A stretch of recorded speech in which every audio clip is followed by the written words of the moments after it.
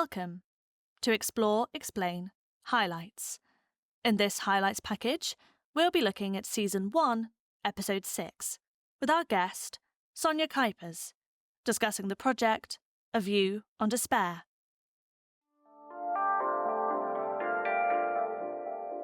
Well, I created this visual, a landscape, which might look rather peaceful and colorful when you first take a look at it.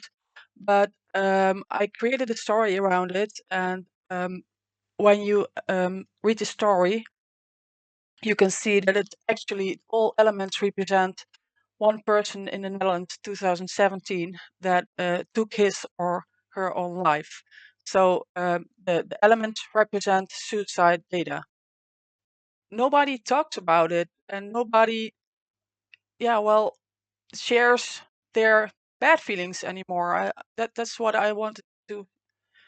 Yeah, I'm not good at talking, especially in person, about my feelings, and I guess this was my way to create something to express myself in this way. I remember Anna Wiedeker giving a great presentation about how to uh, visualize data about emotions, and there was this presentation by Joost Grotens, who I admire for a couple of years already, and he makes this beautiful, great atlases. You should buy one. You should find one if you have the opportunity, because yeah, it's visually extraordinary. And talked about this news thing he did for a German newspaper, I guess, and it was about the Iraqi war, I guess. I can't remember. And they visualized all the tanks and the houses that were bombed or hit by rockets and things like that. And I thought, this is a way to show the data, but not show the numbers at once. And sort of creates this conflict in your head, in your feelings, because it looks beautiful, but the story isn't beautiful. So yeah. So this conflict that you talk about is interesting. This kind of conflict between the aesthetic layer of what you see Yeah. and the content layer of what it actually represents. And Yeah. obviously, there's a sort of precision and a beauty in how that work is portrayed. But as you say, then you think, hang on a minute, this is about loss of life, loss of buildings, the damage, the consequence of this Yeah.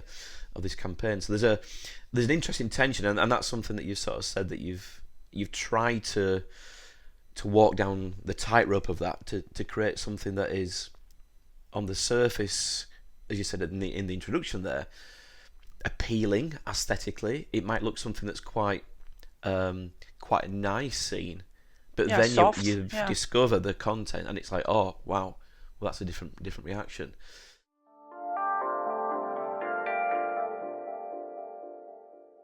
Considering though, maybe bringing out a handful of real stories from these data points to actually put a face to these, these quantities, these different methods, to create some individuality, to create some personal stories. Or did you always think, no, that would cross the line? Um.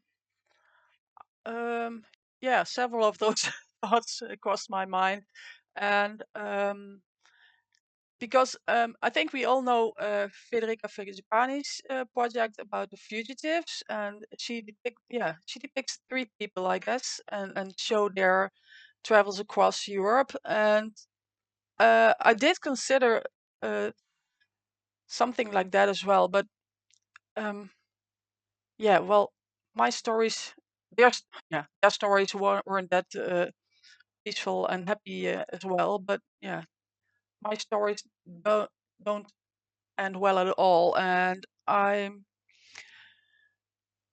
hesitated. I didn't think it was a good idea to do that. And um, I know I talk about people I knew in my life Mm. who committed suicide, and I thought that was well enough for bringing something like that into the story, because I'm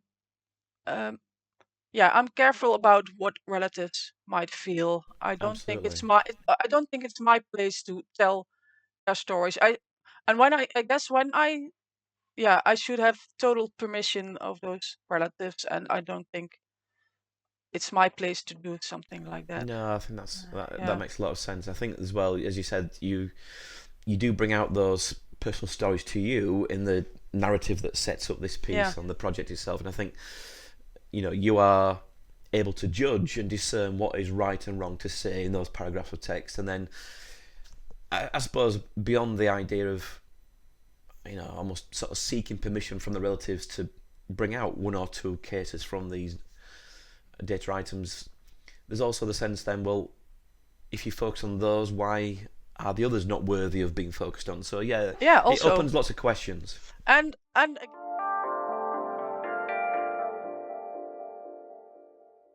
You talk about the symbols and the kind of pictorial representations of methods, and I feel that you've really had to kind of walk this delicate balance between something that is not kind of gratuitous and overly literal about each method, but also is still close enough to kind of give a sense of what that refers to. I mean, how many different iterations did you go through of the symbols that you used?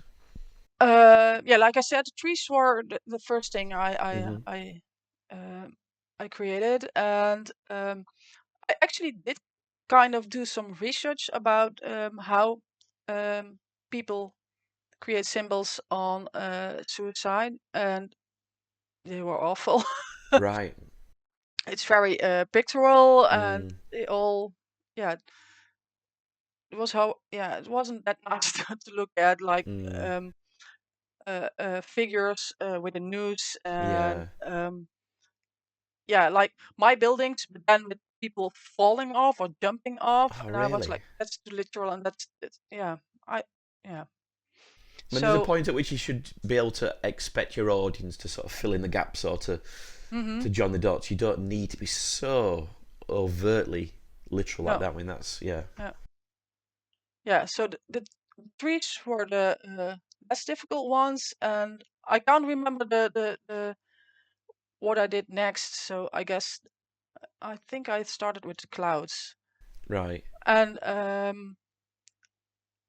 yeah, the trees were kind of obvious, I guess, for hanging, and the clouds represent the people who took medication or drugs or something like that.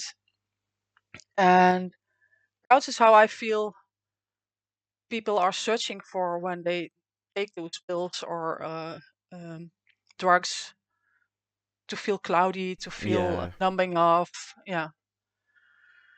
So that's And what's. I think the light, the bright light, is a very interesting method of showing the people kill themselves through jumping in front of trains, for example. Because there is that sense of a light coming towards you, I guess. Yeah. The terrain was I thought about that one um, the longest, because I was like, how do you don't not make it ugly or bloody or Yeah. How do you and show it but not show it? that was very difficult. And then and I thought, and also it had to uh, fit in with the landscape. So I first thought about whales or something like that, but yeah.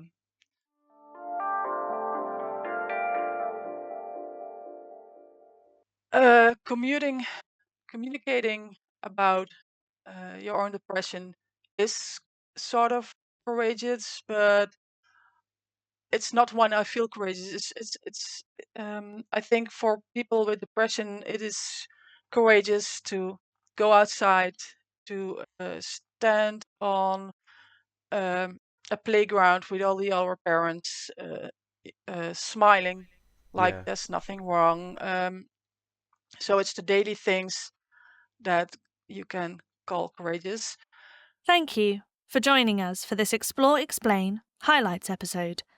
As always, the full episode is available on YouTube or wherever you get your podcast. We hope to see you again soon on another episode of Explore, Explain.